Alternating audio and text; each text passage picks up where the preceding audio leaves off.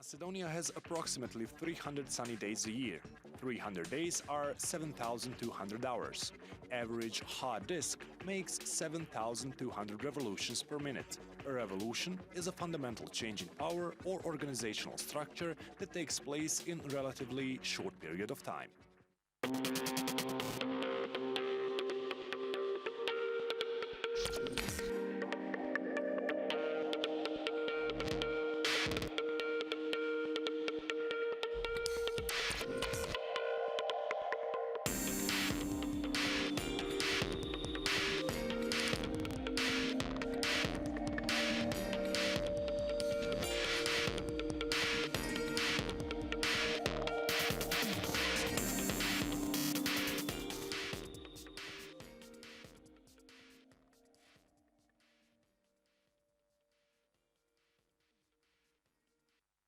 Wild Cherries Play That Funky Music is Billboard's 73rd song of all time. Taxes on salaries in Bosnia and Herzegovina amount to 73%.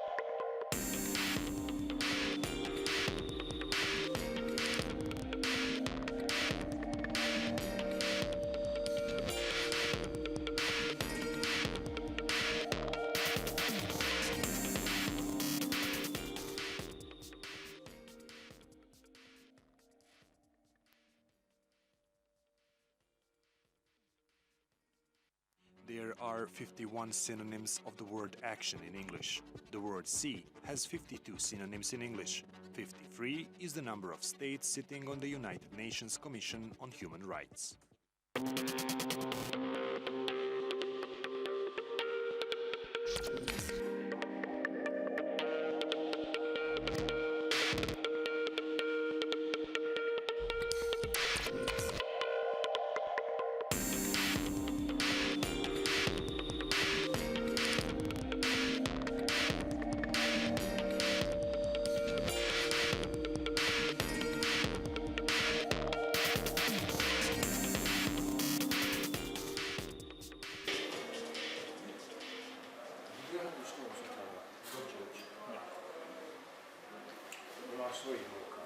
There are 317 municipalities and cities in Serbia and Bosnia.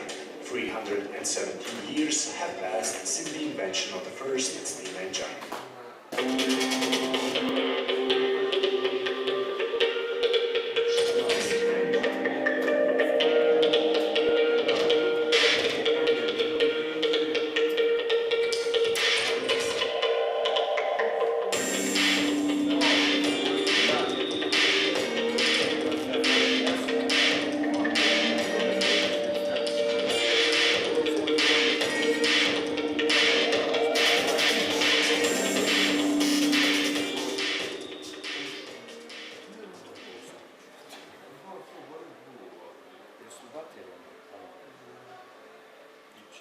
Sometimes before 2000 BC, the recipe for chicken pie was written on a tablet in Suma. The earliest known pie chart is generally credited to William Playfair's Statistical Breviary from 1801. Today, there are 186 million pies sold in US every day. 186-degree angle amounts for 51.6% in a pie chart. 51.6% of mobile users in Italy will access the internet from a smartphone in 2015.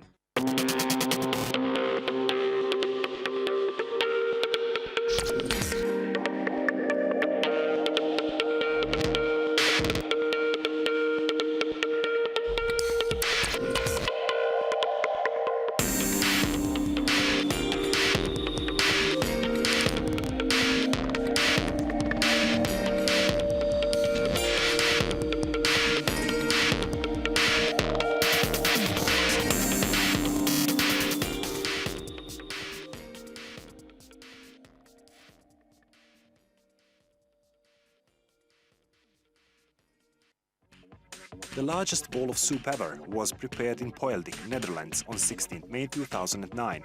It contained 17,500 liters of water among the other ingredients. Error code 17500 corresponds to an FTP error for operation failed.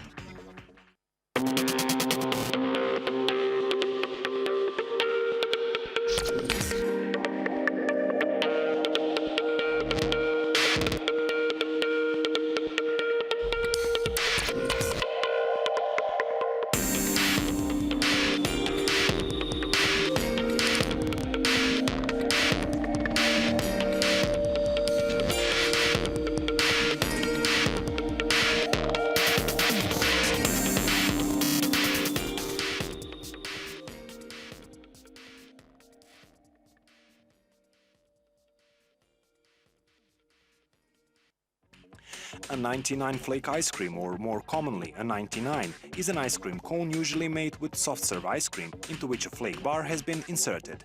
It is very popular in Great Britain. British Parliament has 650 seats. Conservative Party has won 99 seats more than the Labour Party on 2015 elections. If it was a proportional system of election, UKIP would win 99 seats. They have one representative in the Parliament.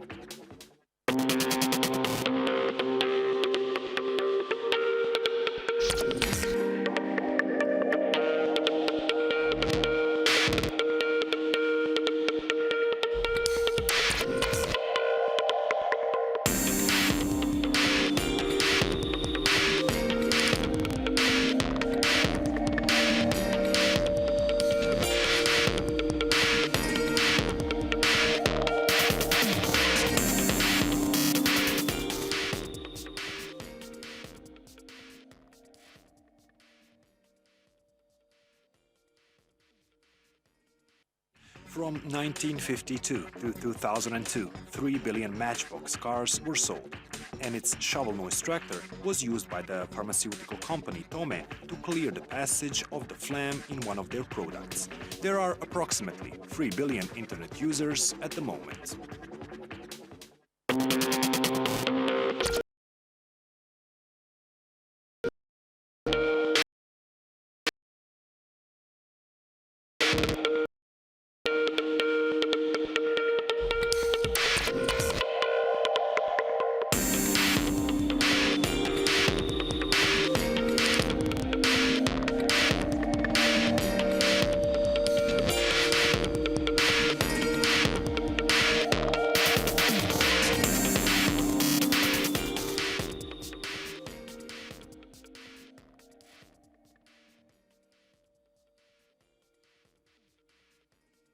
Macedonia has approximately 300 sunny days a year.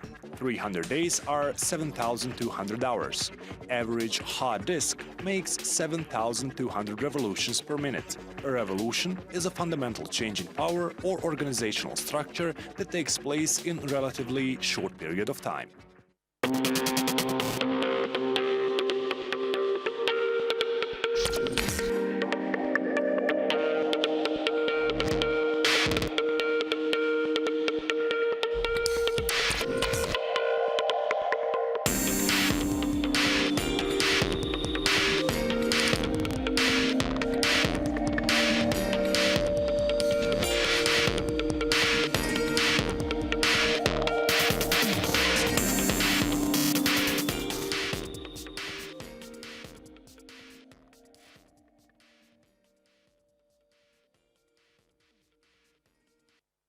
Wild Cherries Play That Funky Music is Billboard's 73rd song of all time. Taxes on salaries in Bosnia and Herzegovina amount to 73%.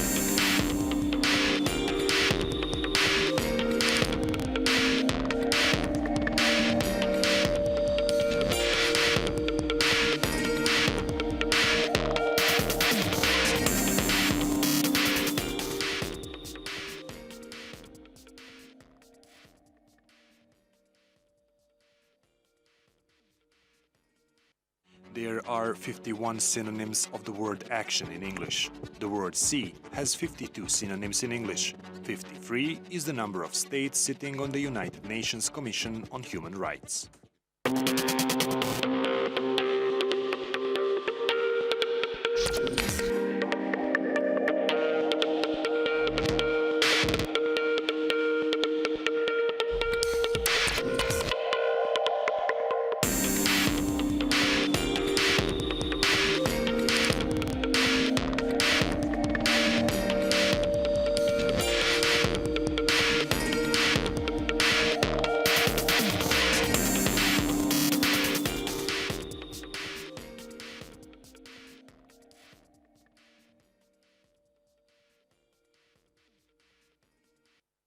There are 317 municipalities and cities in Serbia and Bosnia. 317 years have passed since the invention of the first steam engine.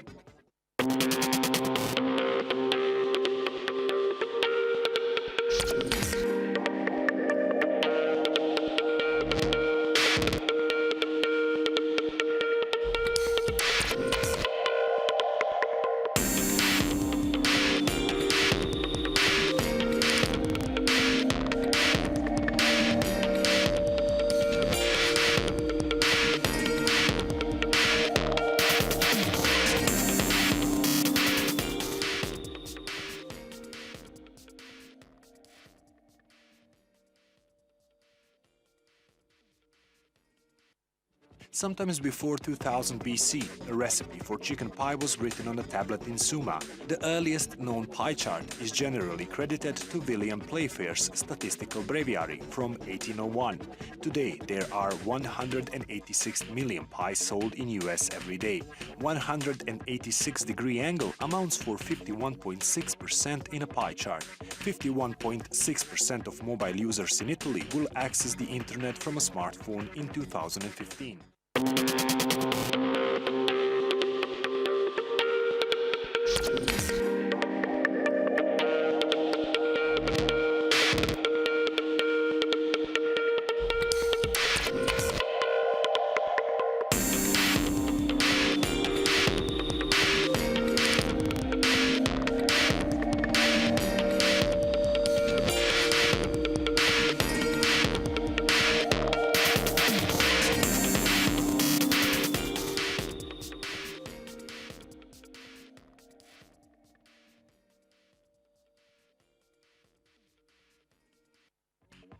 The largest bowl of soup ever was prepared in Poelding, Netherlands on 16 May 2009.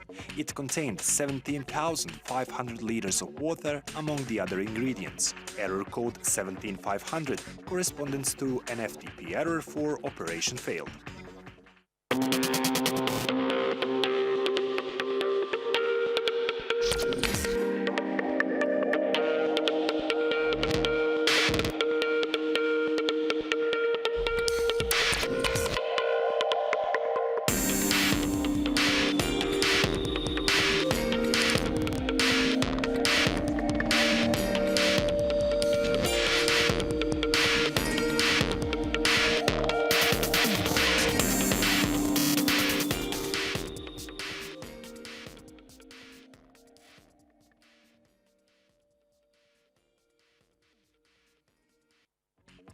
A 99 flake ice cream, or more commonly a 99, is an ice cream cone usually made with soft serve ice cream into which a flake bar has been inserted.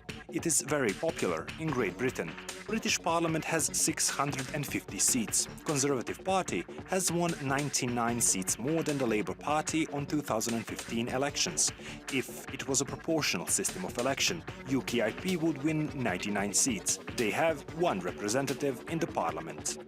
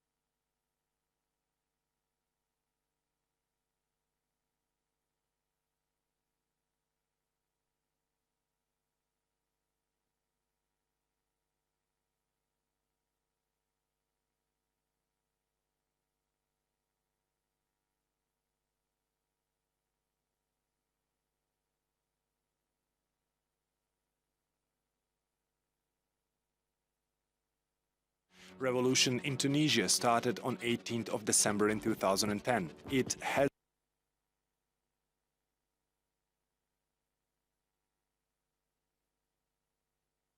There are 535 Bantu languages according to Ethnologue. On various occasions, US President Obama used his knowledge of Swahili language. The US Congress has in total 535 representatives, out of which 400.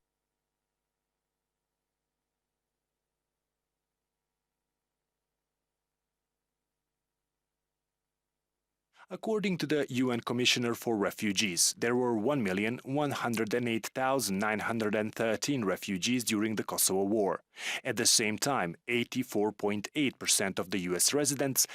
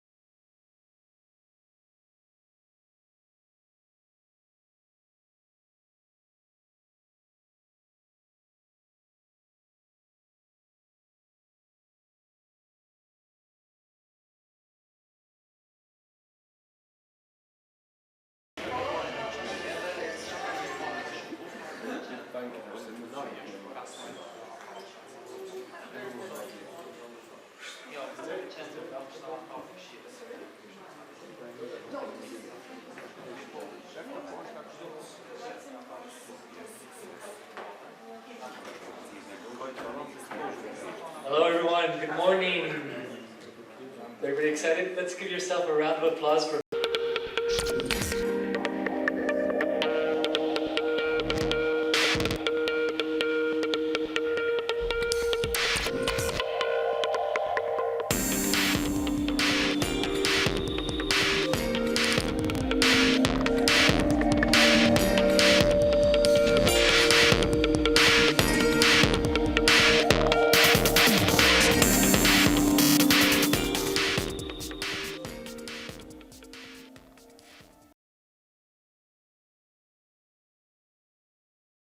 Next up According to the UN Commissioner for Refugees, there were 1,108,913 refugees during the Kosovo War.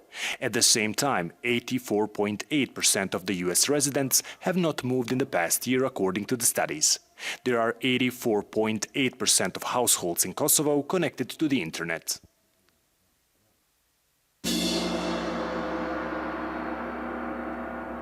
Next up are the regional presentations. Leila, please get on stage.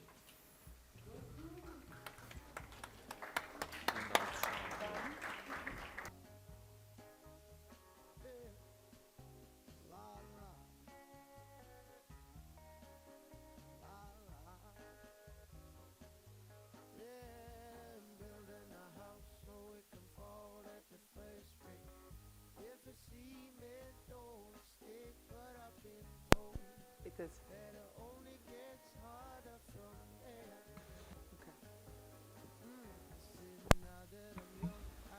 Hi, good morning. So for the record, my last name is not Sudoku, and we're not heirs to the Sudoku game. I hope everybody's had their coffee. It was a very long day yesterday, but definitely very exciting. I learned personally a lot. So it gives me great pleasure today. We're going to have a panel from, well, not actually a panel. We're going to have speakers from Kosovo who are going to represent different projects that have happened there at different levels, be it in civil society or actually very grassroots projects. The first speaker this morning is Dardan Kriterion. He comes from Civicos, which is a network of civil society organizations in Kosovo. Dardan, please come on stage.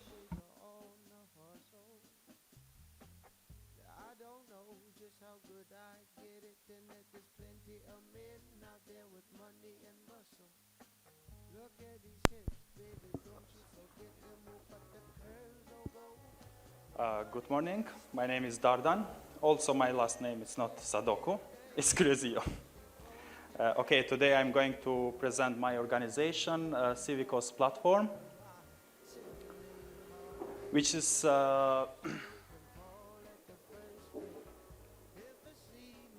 this doesn't work.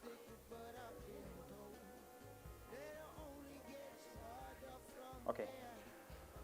Which is a network of civil society organizations in Kosovo with a mission to enable formal cooperation between civil society and the government. Currently, we have 150 member organizations in our network, and together with the government, we have a strategy for cooperation between civil society 2013-2017. In our webpage, you can find our members, and there is a filter where you can find different organizations based on the region or based on the activity.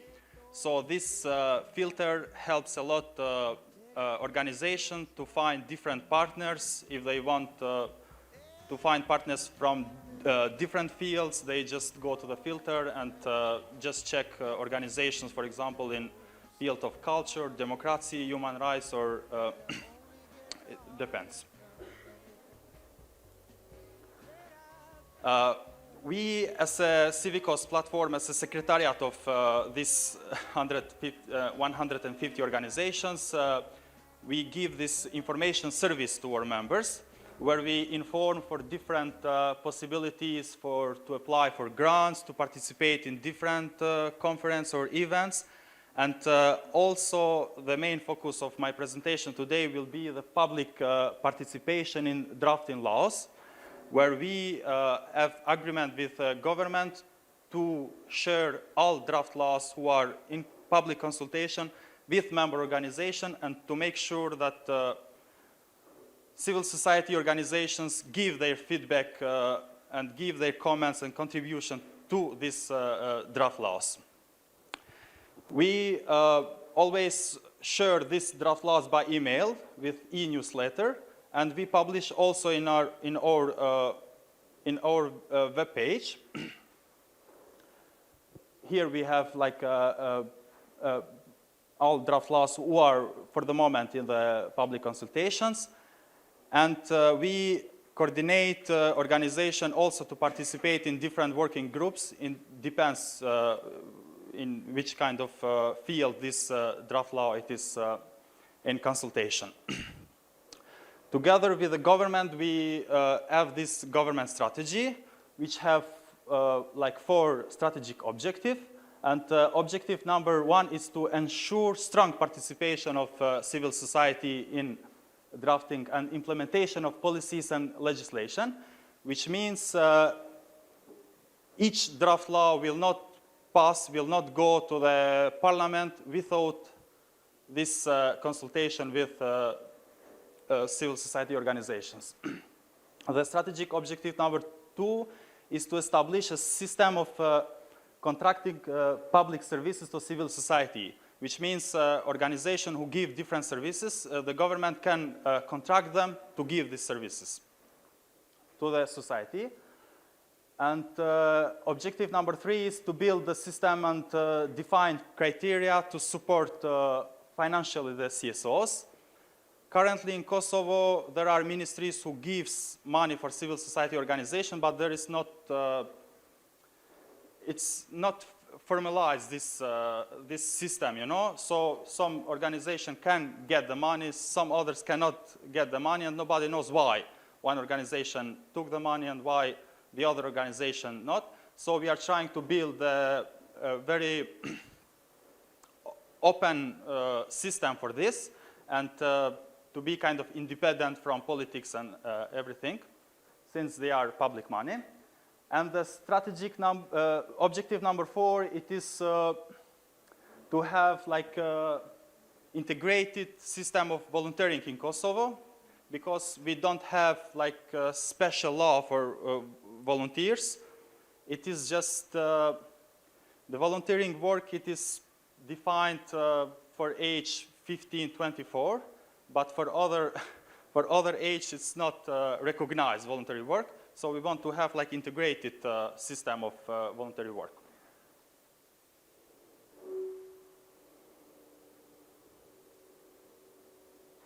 Okay, to make sure that this strategy is going to be implemented, and societies. So we have one more member from civil society side. And this council have responsibility to help implementation of the strategy and to monitor the implementation of the strategy. There are Civicos platform, it is like secretariat who coordinate organizations. And from government side, there is the Office on Good Governance, Prime Minister Office, who serve as a secretariat for government side. So we have this cooperation, Civicos from civil society and OGG from government.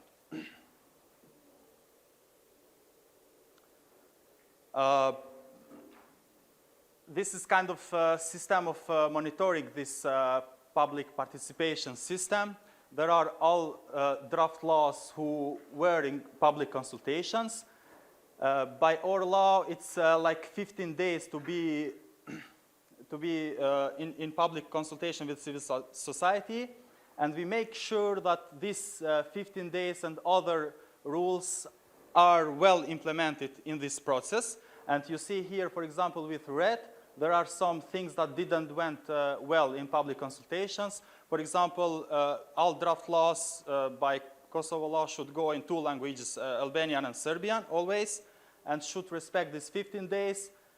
And we make sure that organizations who actually contributed in draft laws to receive the feedback if their comments were included in the draft law, or if they not, to have a reason why they didn't. So we always do this regular monitoring of this process, and we send the feedback to the government, and we say, for example, this draft law wasn't respect this rule, or this 15 days, or 2 languages, or like this. So I guess this is my short presentation about our network. Later we can discuss if you have questions in specific topics. Thank you.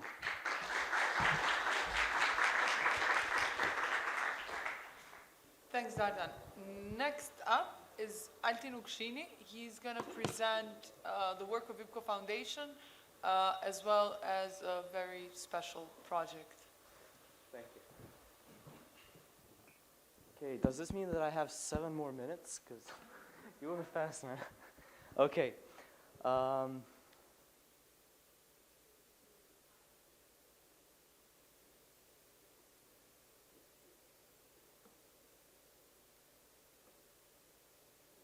right. Is this the full screen thing? No. I don't use Windows.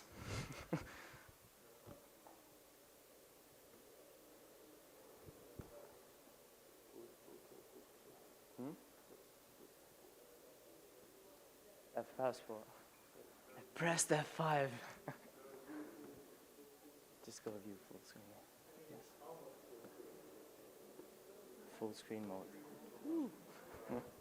Okay. So, hi everyone. I'm Altin Ukshini, and I work as a senior program assistant at IPCO Foundation. And I'm pretty much going to talk about our projects at IPCO Foundation and a few of the other projects that we support and some other ongoing things. So IPCO Foundation is a local foundation that was started in 2008. And we basically, in few words, seed and support the development of the next generation of leaders who have this digital vision for Kosovo. Now, you don't have to be necessarily from the tech sector. You can be coming from anywhere as far as you can incorporate technology in your project and ideas that help Kosovo and its society. We basically also reward and support other initiatives, individual and group initiatives, other NGOs and other projects that have to do with technology and innovation. And we also encourage those other communities to do the same for the other people. Now, starting at some of our main projects, Next Generation Scholarships Project is one of the first projects we started at IPCO Foundation. By organizing Next Generation Scholarships, we give scholarship to students, to college students, to help them with their studies and their creative ideas. Since 2009, we gave more than 124 scholarships. This is the 7th year we're doing that, and with an amount worth of more than 303,000 euros. Digitalkosovo.org is as well one of the most awesome projects that I love. Digitalkosovo.org is a crowdsourcing platform that helps the integration of Kosovo into the digital world.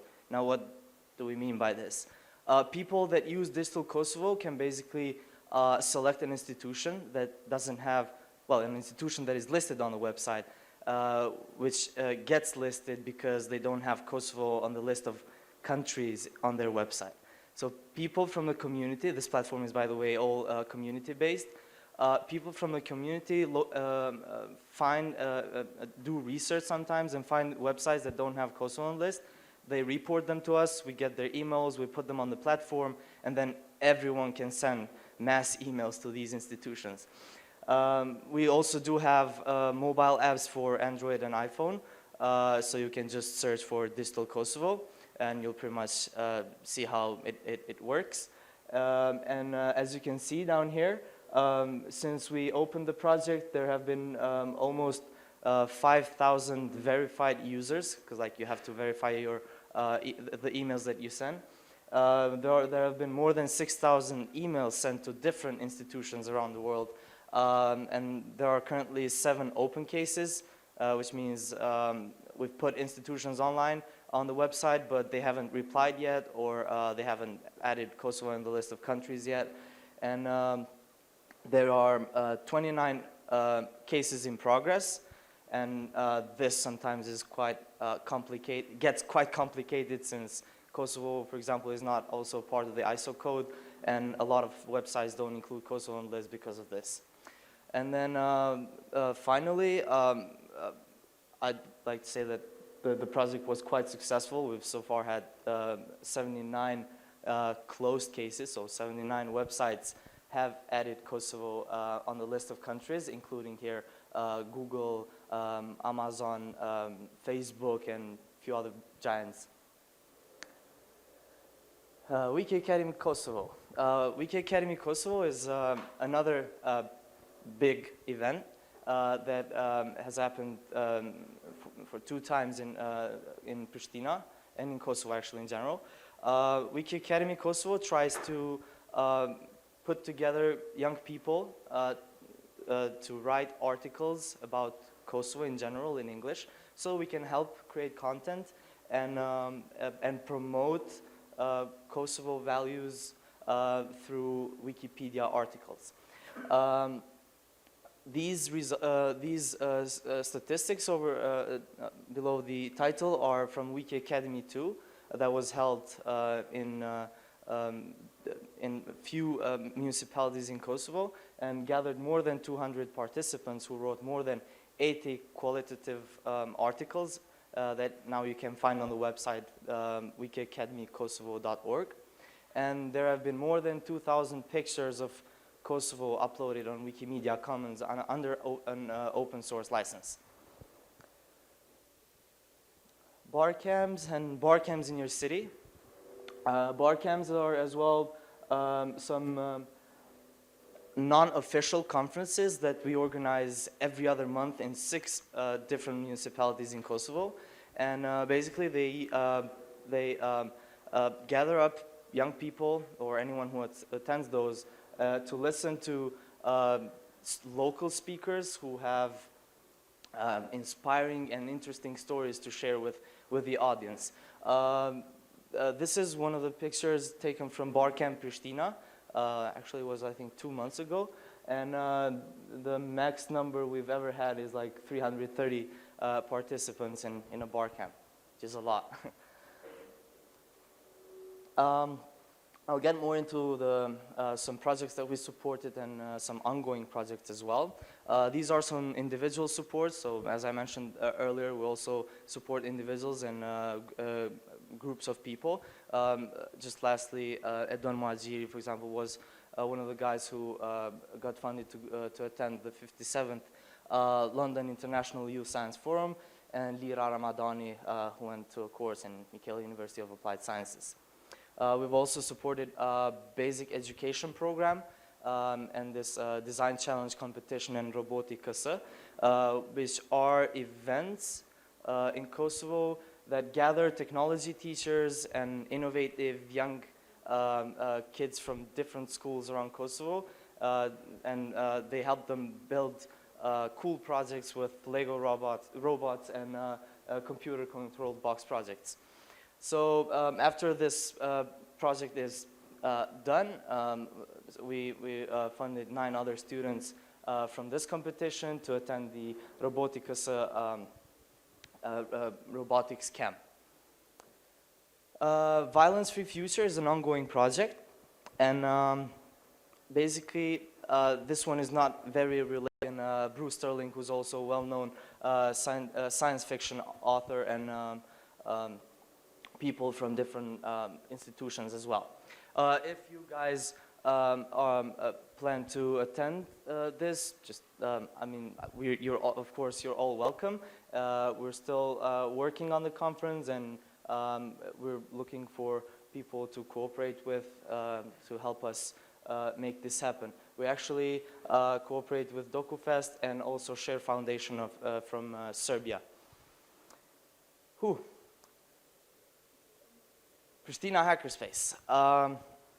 So Pristina Hackerspace is another project that IPCO Foundation supports, but now I have to get out of the box of the IPCO Foundation hat, take it off and talk about more about Pristina Hackerspace, because I'm also one of the co-founders. I actually asked Anna yesterday if I can take some more minutes to talk about this, because it really relates to the theme of this conference as well, because Pristina Hackerspace is a pure community-based project of people who had this strong will of actually starting something like that. I'm not going to hack your phones right now, but Pristina Hackerspace is basically a multifunctional space where people from different sectors can gather up, work on individual and group projects, and use the assets, the tools, and the space itself to work on those things. Just a few words about hacking. We're not talking about cyber criminal as it's being depicted by the media nowadays, but we're talking about using technology in a more creative way.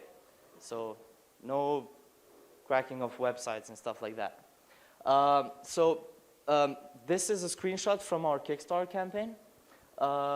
Because we've had troubles on finding funds locally, we went on Kickstarter, and as you can see, I don't know, actually you can't see it. It's like our goal is 15,000, and in less than 15 days we reached 10,000, and now this is actually outdated. We're only $500 away from the goal, and why we're doing this is because obviously you can think that in Kosovo the educational system is quite poor, as well as people are not very professionally ready, if I would say, and the Kosovar youth is lacking such spaces, or in general there's no cultural center in Pristina where the young people can just exercise their creativity in there. So we wanted to do this to help other people, and not those only who dealing with technology, but as well everyone, including the musicians community and artists as well. Just recently we've got an abandoned house, a 3-floor house that we're cleaning for almost a week. And we got 2 organizations together, and we're building it now, and we're trying to renovate it, and basically we need every help we can get. So yeah, if you want to know more about Pristina Hackerspace, this is an acronym website we use as well, prnhs.org or pristinahackerspace.org. You can also watch the Kickstarter video. It explains everything, what we're trying to do, and our previous work and our future plans. Thank you.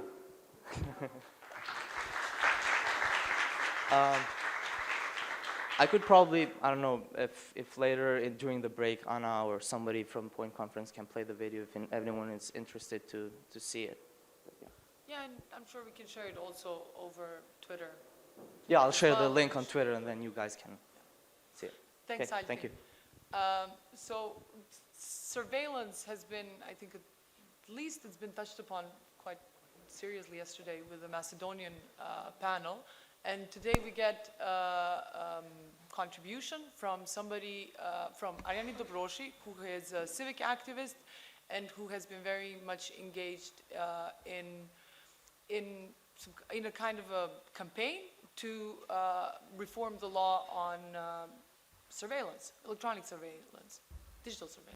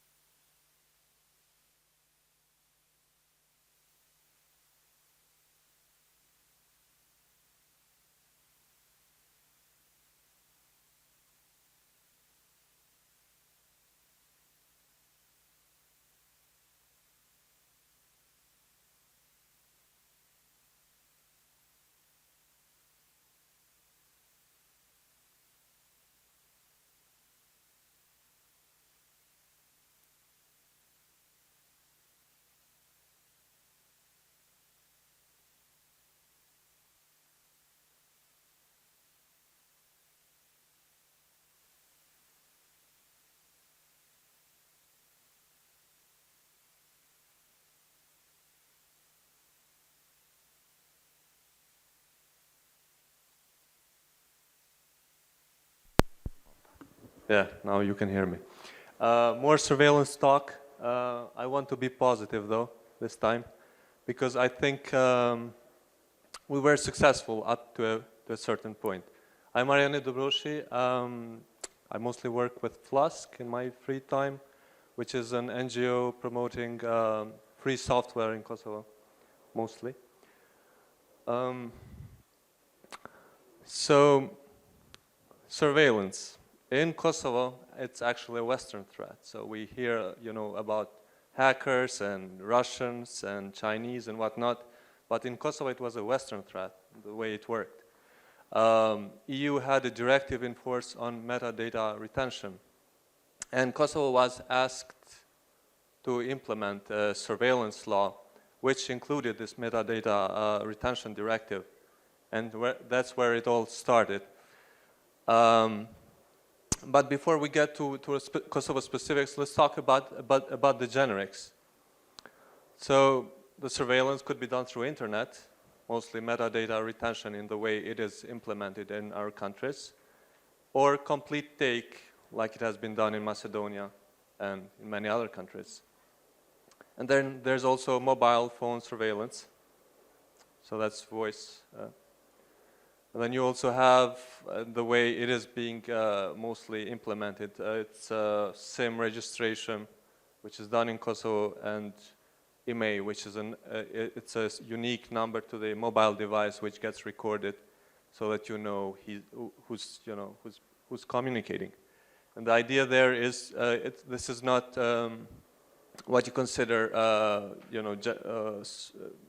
content surveillance, but rather breaking anonymity. That's the idea there.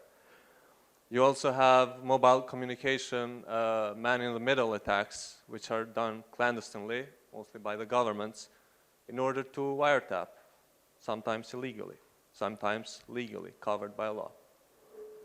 Another current threat is passenger name records. It's very popular right now in Europe. It's getting big, and by the end of the year, EU is trying to record and store all passenger name records of passengers in Europe. And during my master's, I actually worked on this. This is where my interest started. So how do you fight surveillance? First of all, you have to educate yourself and know technicalities and legalities behind it. Luckily, there's been some work done on this field, and you have 13 principles that have been identified, and they're called International Principles on the Application of Human Rights to Communication Surveillance. Some critical ones: efficacy, cross-border transfer, necessity, proportionality. These last two ones are especially important. So any measure with which governments, whoever comes with a proposal, should be necessary and proportionate. In Europe, yes, extremism and threats that are used to justify surveillance they're real, but they're not as big as they make them be. For example, if you look at the number of people that are slipping and falling in bathtubs in Europe, it's 400 of them every year, while in 2013 there hasn't been a single death from a terrorist attack in Europe. So obviously the threat is being exaggerated. There have been some years when you've had awful terrorist attacks like the ones in Spain and London, which led to the metadata retention law or directive in the EU. But since then, Europe has been very good in fighting these terrorist acts and preventing them, or they've just not been there. So obviously, somebody is exaggerating the threat to get to get their point.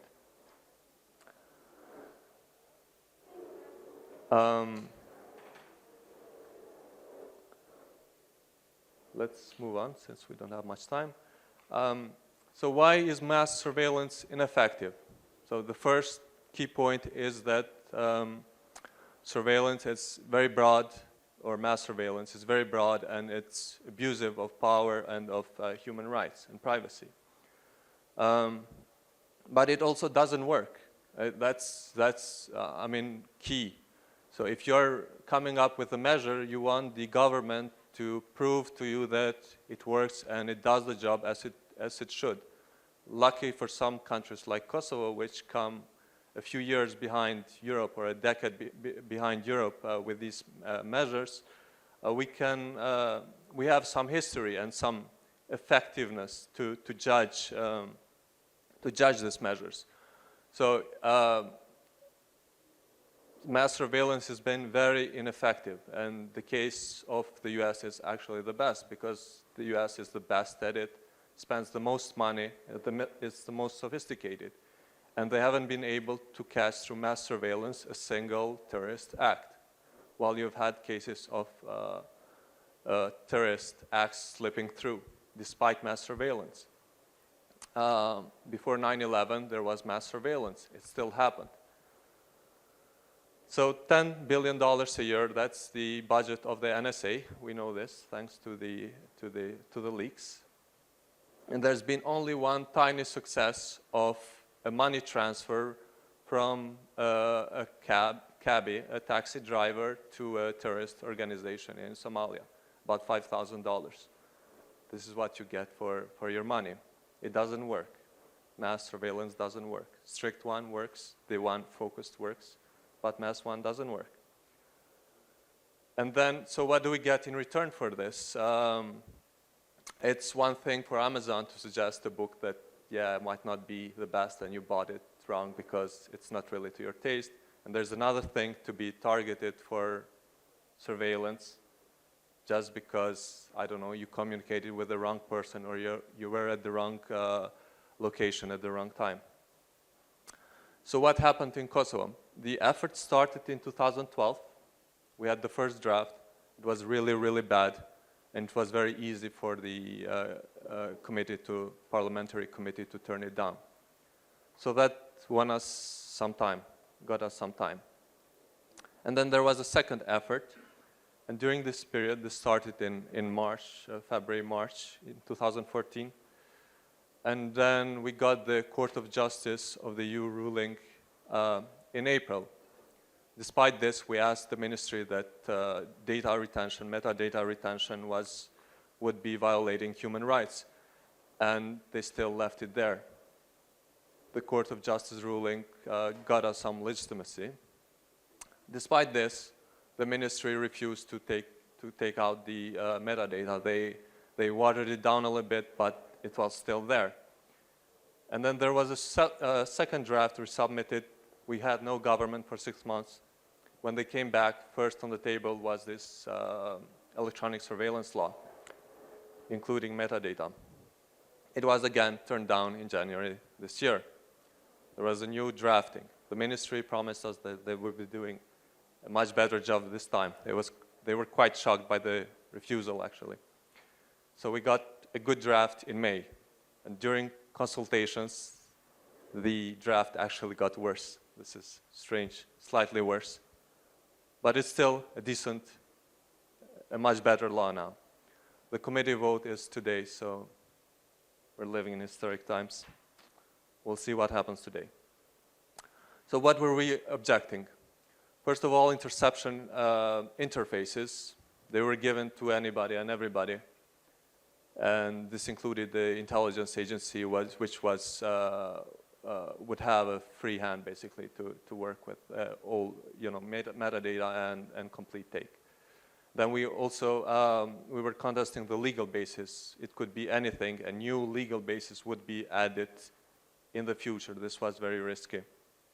Data retention, it was up to 12 years and included everything. We were objecting against this.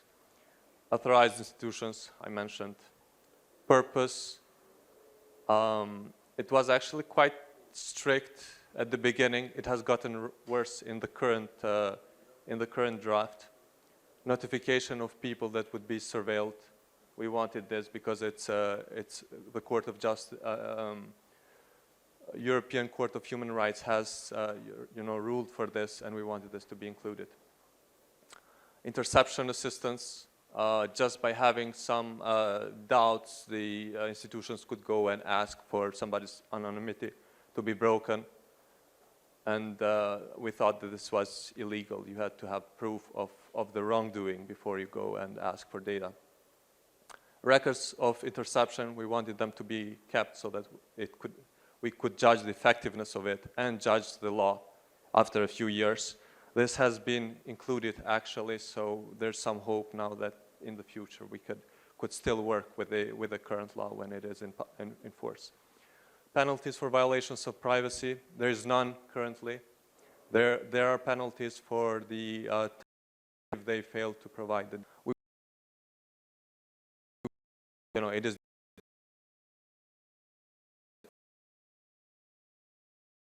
somebody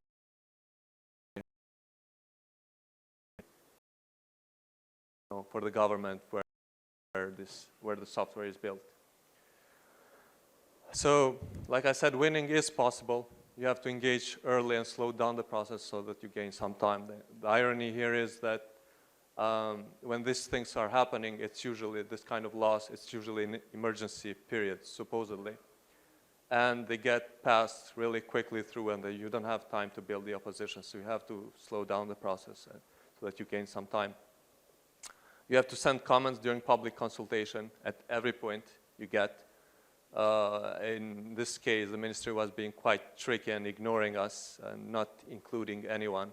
They have some close buddies they like to work with, but not us in our case because we're being very local. You have to make allies in the parliamentary committee. We were quite lucky in this regard. They were willing to listen to us and to work with us. You got the ombudsperson to work with. Again, it happened to be friendly in our case. CSOs, you have to build coalitions. Unfortunately, they are often too focused and project-driven. So unless you don't propose them a real project that they can, do paperwork with, they won't get engaged, which is sad kind of. Journalists, their sources were going to be threatened through this law. They were very vocal and on our side, and we got to work with them quite a bit. Also lawyers, privacy is very important for them as well. And they have the power to help. International privacy advocates, EDRI is a network of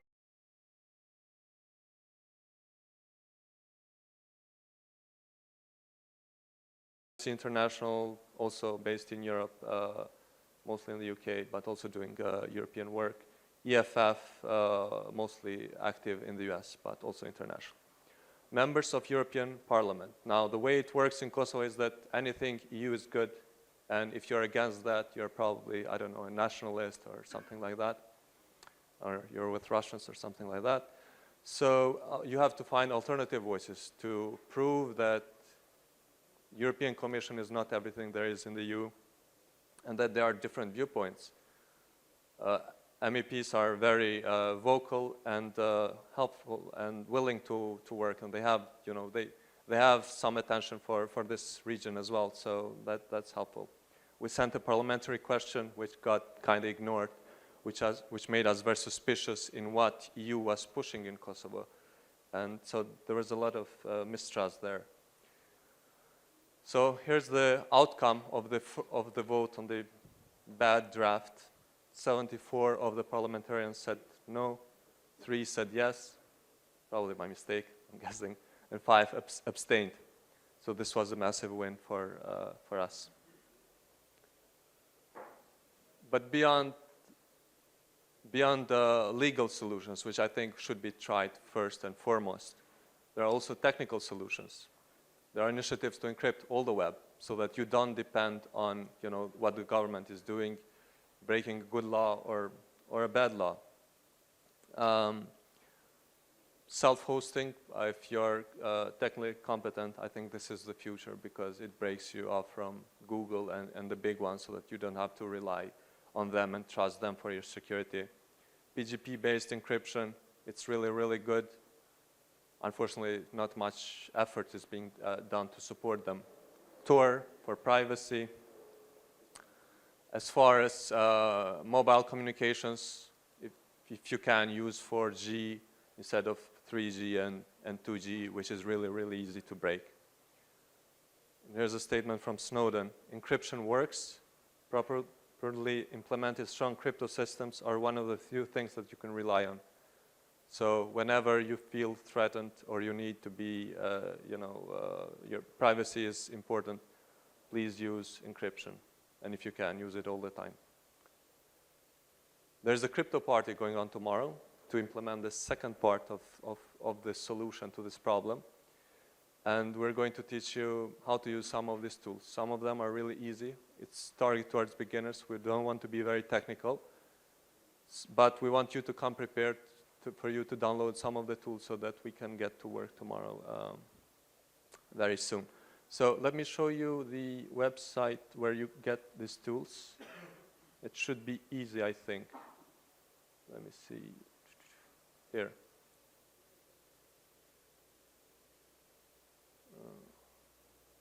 Yeah, these are the tools. Actually, right now, I thought there should be links, but there are no links right here, right now. But we will update this post, and you'll have all the links. You just click with your platform, whatever that is, Windows, Mac, or Linux. You get those tools, and then we work with them tomorrow. Thank you very much.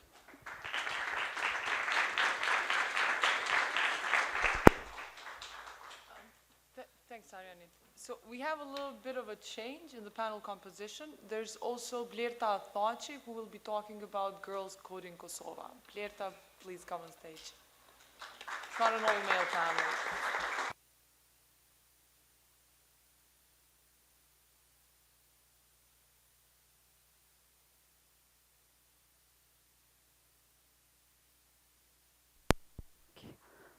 Thank you, Leila. Hi, my name is Blerta Thaci, and I am from Kosovo. I work as an Android developer at a startup company in Pristina called App6. Today, here with you, I'm going to present one of my latest projects or initiatives that I am already working on. It is called Girls Coding Kosovo, and it's an initiative that's purpose is to empower and encourage young women to start or to just show them an opportunity and for studies and for working in their professional future. The initiative is really young, and we have almost a year of activities, and we haven't set up a website or something official, but I just want to show you some pictures from our last activities that we have done so far. The latest one, it's an e-learning platform that we used during like for 5 weeks or so, and we presented to young women that they can use a lot of resources to learn online and to learn coding at their homes. I also want to mention that we have a lot of cooperation with different NGOs in Kosovo. They are really supportive, and they have a lot of background in organizing and doing such events. We cooperate with FLOSS Kosovo and Pristina Hackerspace with the space that had already we used as for meetings and for workshops. We also work with Open Data Kosovo, and I want to share with you one of the projects that we did on opening data and doing an online project that you can check out later. The project was done about a survey that UNDP Kosovo did, and the result came up with a really big visualization of the data that were boring and not really good readable. And we came up with a really cool project at the end of the workshop after only 2 weekends. Let me just check the project that we have a picture, a screenshot of the visualization that we did. Okay, sorry, just a bit. I mean, these are some of the pictures from our previous activities. The internet is a little bit slow, so sorry, just...